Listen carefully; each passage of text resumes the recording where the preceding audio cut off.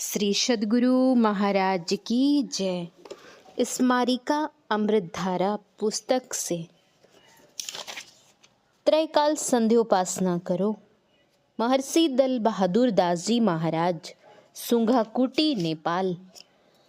सर्वव्यापी ईश्वर संबंधी अमृत मधुर और शीतल है। यदि मन उसका रस पा जाए तो भ्रम रूप विषय रस के लिए रात दिन इधर उधर नहीं दौड़ेगा। आप जब ध्यान में बैठे तो मैं वही हूँ, यही भाव रहे। कहाँ? प्रभु के महल के फाटक पर।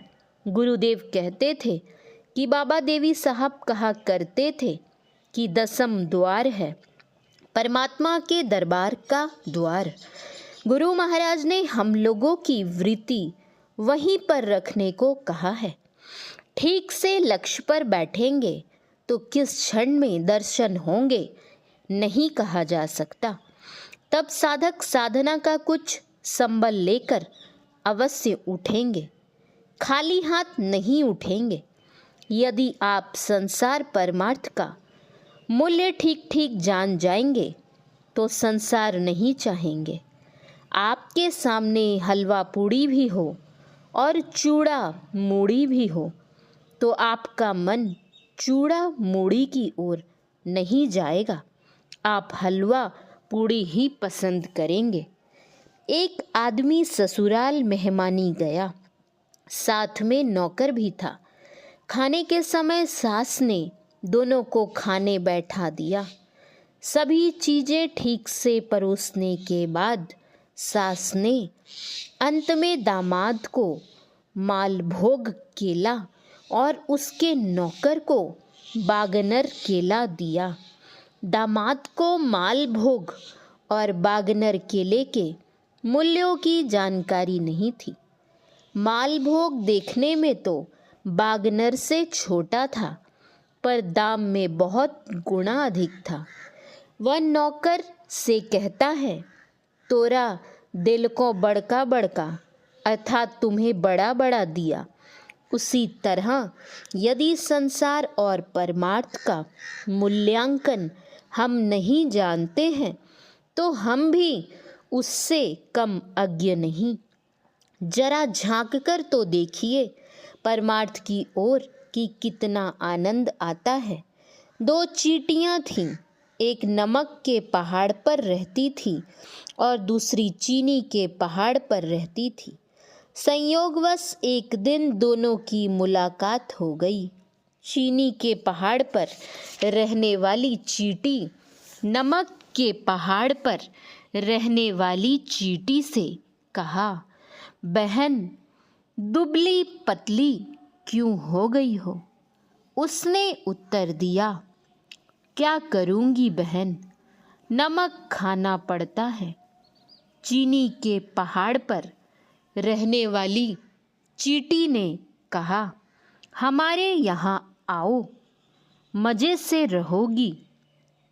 फिर दोनों चींटियाँ अपने अपने स्थान पर चली गईं। समय निश्चित कर कुछ नमक संबल के रूप में अपने मुंह में रखकर चीनी के पहाड़ पर रहने वाली बहन के यहाँ वह पहुँची। उस बहन ने अपने यहाँ उसे आई देख चीनी का पहाड़ बता दिया और खाने को कहा। जब वह चीनी खाने लगी तो कहती है, बहन तुम तो झूठ बोलती हो, यहाँ भी तो वही नमक है। नून आहा नमकीन मुझे यहाँ भी लग रहा है, तुम तो यहाँ चीनी बता रही थी। चीनी के पहाड़ वाली चींटी ने उसका मुंह खोल कर देखा तो उसके मुंह में नमक पाया। उसने उसे निकाल कर फेंक दिया। तब चीनी खाने दी। अब स्वाद बदला, नमकीन की जगह मीठा लगने लगा। कमाल हो गया। उसी तरह संसार छोड़कर अर्थात मन से संसार को हटाकर ध्यान कीजिएगा तो आनंद मिलेगा, नहीं तो आनंद नहीं मिलेगा। चीनी नहीं मिलेगी, नमक ही नमक मिलेगा। नेपाल के झापा जिले में जिलाधिवेशन था। गुरुदेव पहुँचे थे, मैं भी वहाँ था। आराम करते समय उन्होंने कहने की कृपा की, सत्संगी को कभी दुख नहीं होगा। एक सत्संगी के मुँह से सुना, बाबा जब सत्संगी नहीं बना था तो खेसारी की दाल पर भी आफत थी, अब सत्संगी बनने पर कोई दिक्कत नहीं है। ठीक से सत्संग ध्यान कीजिए तो मैं कहूँगा सभी आनंद से रहेंगे। हम लोग सत्संग की उन्नति चाहेंगे तो अपनी उन्नति होगी। सत्संग की रक्षा में अपनी रक्षा भी निहित है। गुरुदेव के सूत्र का अक्षरशः पालन करना चाहिए। हम लोग तो संसार की बातें भी ठीक ठीक नहीं जानते हैं। गुरुदेव तो संसार के पार की बातें भी जानते थे। उनकी बातों को अपनाना चाहिए।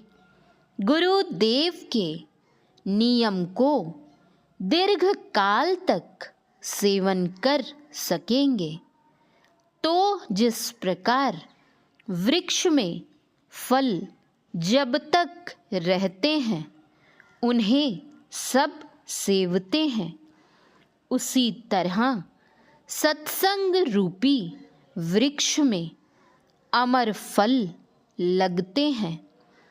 आप सेवन कर आनंदित रहेंगे। अस्तु सत्संग की रक्षा हम लोगों को करनी चाहिए, तभी हम लोग अमर फल प्राप्त कर सकेंगे। जय गुरु। यह प्रवचन पूज्यपाद महर्षि दल बहादुर परमहंस जी महाराज के द्वारा श्री संतमत सत्संग मंदिर भवानीपुर राजधाम पूर्णिया में दिनांक 18/12/1996 ईस्वी को हुआ था। यह पुस्तक अमृतधारा स्मारिका से कुछ अंश पढ़ा गया है। श्री सद्गुरु महाराज की जय। श्री सद्गुरु महाराज की जय।